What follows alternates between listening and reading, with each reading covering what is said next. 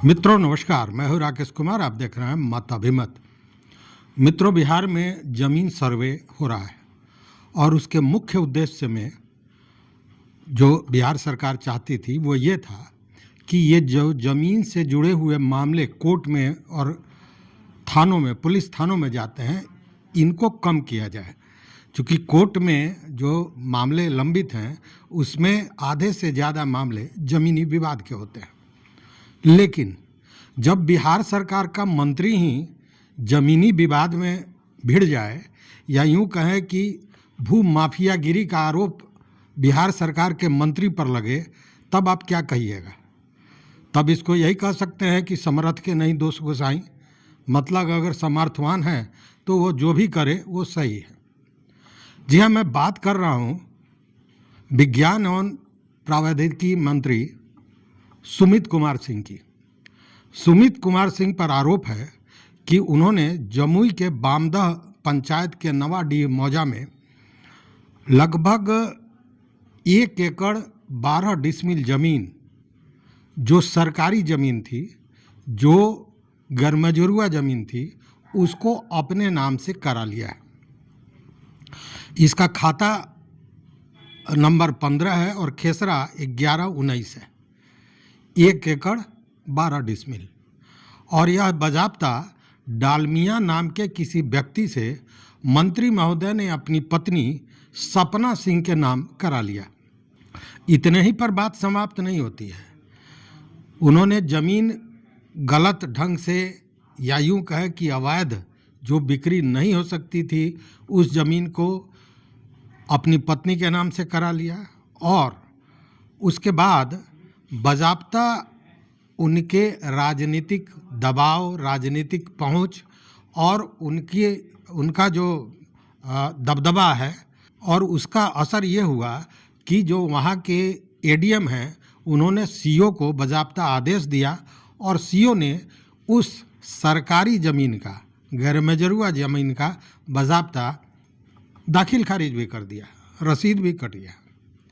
अब आप ज़रा सोचिए कि गैरमजरूआ ज़मीन जिसकी रजिस्ट्री पर 2019 से ही बैन लगा हुआ था, रोक लगी हुई थी, वह ज़मीन कैसे रजिस्ट्री हो गया? और फिर सारी चीज़ों को जानने के बाद भी उस ज़मीन का दाखिल खारिज कैसे हो गया? ये आरोप मैं नहीं लगा रहा हूँ, ये आरोप लगाया है पूर्व पार्षद, विधानसभा के पूर्व पार्षद संजय प्रसाद ने। उन्होंने चकाई के डाक बंगला में एक प्रेस वार्ता करते हुए ये सारी चीज़ें बताई। उन्होंने इसको लेकर साक्ष्य भी प्रस्तुत किए, जो आरटीआई के द्वारा पूर्व पार्षद संजय प्रसाद ने निकाला था। उन्होंने पेपर्स को दिखाया जिसमें सरकारी दस्तावेज के अनुसार ही वह ज़मीन गैरमजरूआ है, उसकी खरीद बिक्री नहीं हो सकती थी।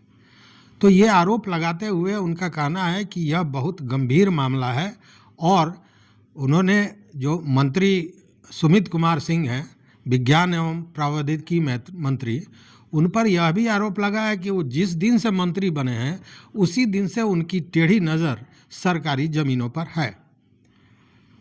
इतना ही नहीं, उन्होंने कहा कि बहुत जल्द एक बड़ा मामला का खुलासा किया जाएगा, और वो मामला उन्होंने बताया रामचंद्रडीह पंचायत के गुड़ियाडीह गांव का। उसमें एक बेनामी संपत्ति जो लगभग 100 एकड़ की है, उस संपत्ति को किसी फर्जी व्यक्ति के नाम से रजिस्ट्री कराया गया है। यह आरोप है संजय प्रसाद का। अब उन्होंने कहा कि इसको लेकर सारे कागजातों के साथ वो इन बातों का खुलासा करेंगे, तो देखना है कि उन बातों का कब खुलासा होता है। लेकिन मेरा प्रश्न दूसरा है। मेरा प्रश्न यह है कि बिहार सरकार के सबसे तल्ख और कड़क माने जाने वाले आईएएस पदाधिकारी जो राजस्व परिषद में हैं, राजस्व परिषद के अध्यक्ष हैं के पाठक, अभी के पाठक भोजपुर गए थे। भोजपुर में एक मामला सामने आया है कि एक भूखंड जो 349 एकड़ का भूखंड है, वह 288 लोगों के बीच गलत ढंग से उसकी जमाबंदी कायम कर दी गई है। इस पर के पाठक बड़े तल्ख हुए। उन्होंने जिलाधिकारी को कहा कि तुरंत इसकी जांच होनी चाहिए और साथ में ये भी कहा कि जो लोग बसे हुए हैं उनको तुरंत उनका कब्जा हटाया जाए, मतलब उस जमीन से हटाया जाए। और ये मामला कब का है ये समझिए, ये मामला 50 वर्ष पूर्व का है, मतलब 1975-76 में इसकी जमाबंदी की गई थी। वहीं दूसरा मामला आया आरा का।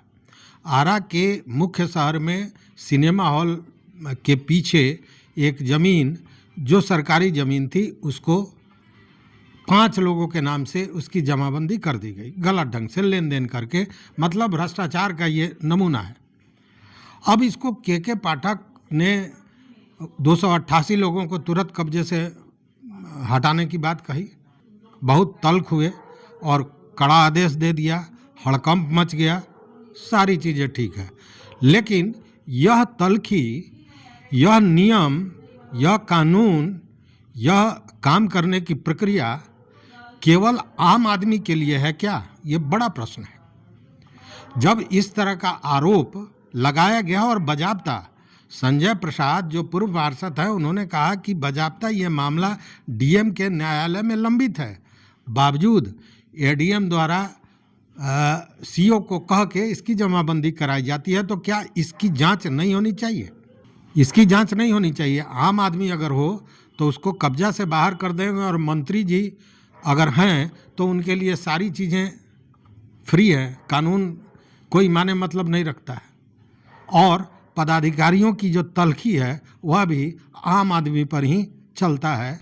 प्रश्न आपके सामने यही है कि क्या इस पर कार्रवाई नहीं होनी चाहिए, इसकी जांच नहीं होनी चाहिए? अब इसमें सच्चाई क्या है ये तो संजय प्रसाद बताएंगे, लेकिन अगर सच्चाई है तो इस पर कार्रवाई भी होनी चाहिए और जिन लोगों ने ये गलत काम किया है उन पर भी कार्रवाई होनी चाहिए, जो पदाधिकारी, जो कर्मचारी इसमें पैसे के लेन देन के बाद इस तरह का गलत जमाबंदी किए।